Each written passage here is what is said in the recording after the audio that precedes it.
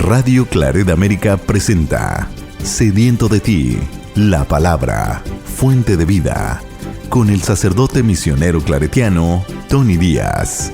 Reflexiones diarias del Evangelio. Aquí iniciamos.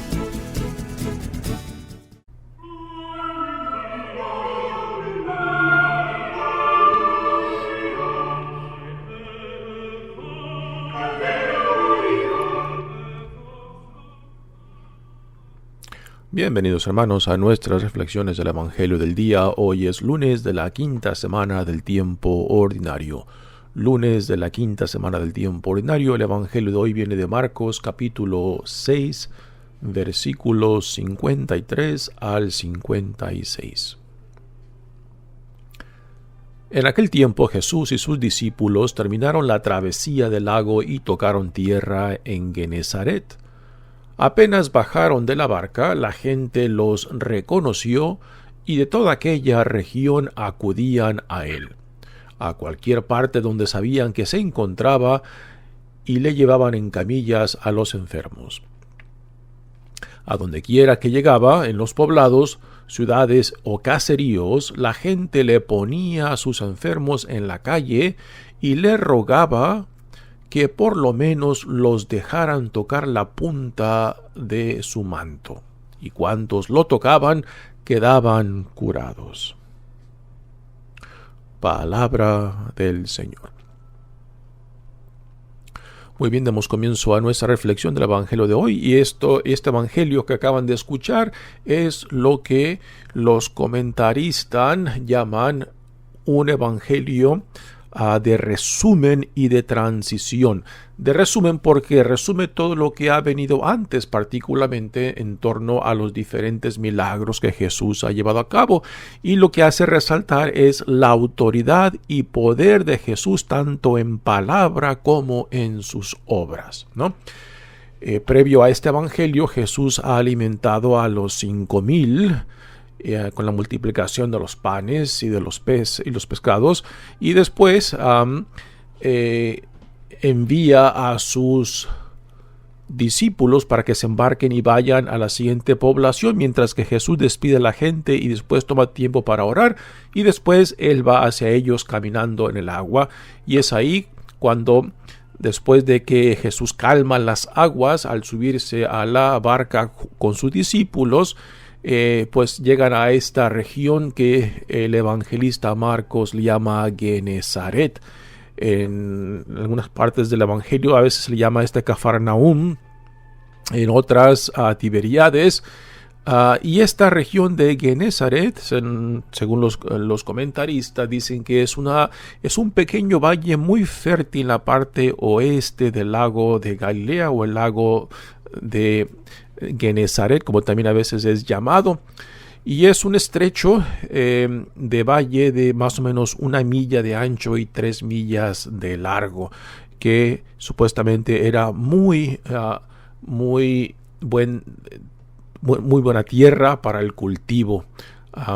Y es ahí donde Jesús llega con sus discípulos en la barca, y al momento en que la gente se entera de que Jesús está de nuevo en su región, pues entonces la gente va corriendo la voz que se encuentra entre ellos y le empiezan a traer a los enfermos. Aquí podemos ver la gran necesidad de la gente, y que Jesús pues no se oponía a responder a estas necesidades, pero también hay que llevar cuidado de no reducir a Jesús a simplemente un curandero, ¿no? Lo que a veces mucha gente lo reduce, que Jesús existe solamente para sus necesidades, ¿no? Cuando la misión fundamental de Jesús es el reino de Dios, la anunciación del reino, la proclamación del reino, ¿no? Y que los milagros, las sanaciones, las expulsiones de demonios eran como un testimonio que confirmaban tanto la autoridad y poder de Jesús, de quién era Él, de quién lo envió y de dónde provenía su autoridad y poder, de Dios Padre, ¿no? Así que hay que llevar mucho cuidado de no reducir a Jesús simplemente a un curandero. También a veces estas últimas palabras de este evangelio dejan la impresión de que la gente simplemente con tocar su túnica quedaban sanados como algo mágico, y no es esto. Hay que saber entender este resumen, y esta palabra es clave, es un resumen lo que Marcos está haciendo, y que estas sanaciones hay que entenderlas en el sentido, por ejemplo, de esa mujer que sufría de una hemorragia y que a escondidas se acercó a Jesús y le tocó solamente el manto, pero que cuando Jesús se da cuenta de que ella queda sanada, entonces Jesús busca saber quién fue quien lo ha tocado con fe, ¿no? Mucha gente que lo rodillaba, lo tocaban, pero es impresionante que en esa escena de esa mujer que sufre de la hemorragia, solamente Marcos nos dice que esa mujer quedó sanada. Bueno, y el resto que tocaban a Jesús, ¿por qué no nos dice el evangelista que quedaron sanados? Pero esa mujer sí, porque lo tocó con una fe.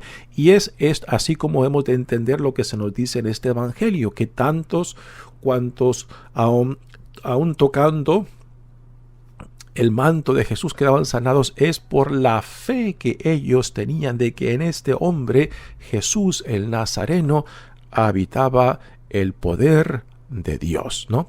Y es así como hemos de entender este acercamiento, este deseo de querer tocar por lo menos el manto de Jesús. Sí, que Jesús se encuentra en Genezaret. Genezaret nuevamente está al sur del pueblo de Cafarnaúm, que era el centro que Jesús utilizaba en sus salidas y venidas en la región de Galilea, y que muy probable en Cafarnaúm era la casa de Pedro donde Jesús se instalaba. Y este Genezaret está un poquito al sur de Cafarnaúm, a un lado del lago de Galilea o el lago de Genezaret, como también se le llama en los evangelios. Y dice, apenas bajaron de la barca, la gente los reconoció y de toda aquella región acudían a él, a cualquier parte donde sabían que se encontraba, y le llevaban en camillas a los enfermos. Así que nuevamente estas palabras son un tipo de resumen de la actividad de Jesús dentro de la región de Galilea, particularmente en torno a las sanaciones. Aquí no menciona mucho de las enseñanzas, ¿no? Pero en la primera parte del Evangelio de Marcos es donde Marcos concentra la mayoría de las sanaciones y curaciones y expulsiones de demonios. Después del capítulo 7 aún hay algunas sanaciones, pero la mayoría están en los capítulos del 1 al 6. Y por esto se dice que este evangelio de hoy, pues es un tipo de resumen de lo que el evangelista Marcos ha cubierto, particularmente del capítulo 3 en adelante al 6, ¿no? Y ya en el capítulo 7 empieza una nueva sección que viene siendo la segunda parte del evangelio de Marcos. Y después continúa el evangelista diciendo, a donde quiera que llegaba, en los poblados, ciudades y caseríos, la gente le ponía a sus enfermos en la calle. Los comentaristas nos dicen de que esto de que le ponían los enfermos en la calle, le ponían los enfermos en las áreas donde se compraba y se vendía, ¿no? Que era generalmente la calle. Hoy en día tenemos mercados, pero aquellos entonces pues no eran los mercados donde la gente compraba y vendía, sino era en la calle donde se llevaba a cabo este comercio, ¿no? Y allí en la calle, pues la gente le ponía a los enfermos y le pedían a Jesús que se detuviera, que le permitieran por lo menos tocar el manto. En realidad lo que el evangelio en griego, que es la lengua de los evangelios, la palabra que utiliza es la franja, y la franja vienen siendo unas decoraciones que los judíos, los hombres particularmente, llevaban en el manto, que llevaban por encima, y en las 4 puntas eran unos adornos que colgaban, y esto es a lo que hace referencia, que la gente por lo menos quería tocar las franjas del manto que Jesús llevaba, que aún hoy en día es muy común en los hombres judíos, que llevan este manto o shal, que los hombres visten como parte de su devoción religiosa. Y le rogaban que por lo menos los dejara tocar la punta de sus mantos. Esto hace referencia a las franjas que ya mencioné. Y cuantos lo tocaban quedaban curados, ¿no?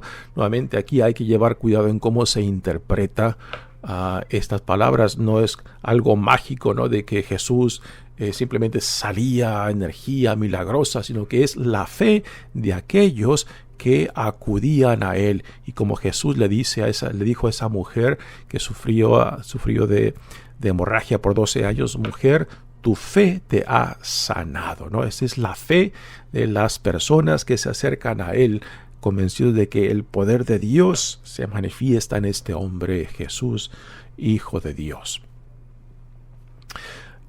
Un tema muy interesante que no sale en este evangelio, pero que está conectado con el evangelio de Juan, capítulo 6. El evangelista Juan, esta misma escena, en esta misma localidad, la pone dentro del capítulo 6 en el evangelio de Juan, donde Juan desempaca el tema del pan bajado del cielo. Y es en esta misma escena, en esta misma región, donde al final del capítulo 6, muchos de los discípulos de Jesús lo abandonan porque ven como muy duras las palabras de Jesús en torno acerca del pan bajado del cielo, cuando dice: el que no come mi carne y el que no bebe mi sangre no puede tener parte en mí, ¿no? Y muchos de sus discípulos lo abandonan. Pues es en esta misma escena que Marcos no la describe, pero que Juan la describe, que viene después de la multiplicación de los panes, después de que Jesús camina sobre el agua. Y en el Evangelio de Juan, en el capítulo 6, es donde Jesús da este discurso en torno al pan bajado del cielo, y que muchos, después de esas palabras fuertes, particularmente para la mentalidad judía, es cuando muchos de sus discípulos lo abandonan. Y después Jesús se dirige a los 12 apóstoles, y les pregunta: ¿y ustedes también me abandonarán? Y es ahí cuando Pedro le dice a Jesús: ¿y a dónde hemos de ir si tú tienes palabras de vida, ¿no? Es interesante cómo el evangelista Juan describe esta misma escena en esta misma localidad, y Marcos pues nos da un resumen de lo que él ha descrito en los primeros 6 capítulos en su evangelio, y que es mucha la gente que lo seguía. Pero aún así, hoy en día, nosotros hoy que leemos este evangelio, ¿qué hemos de tomar para nosotros, no?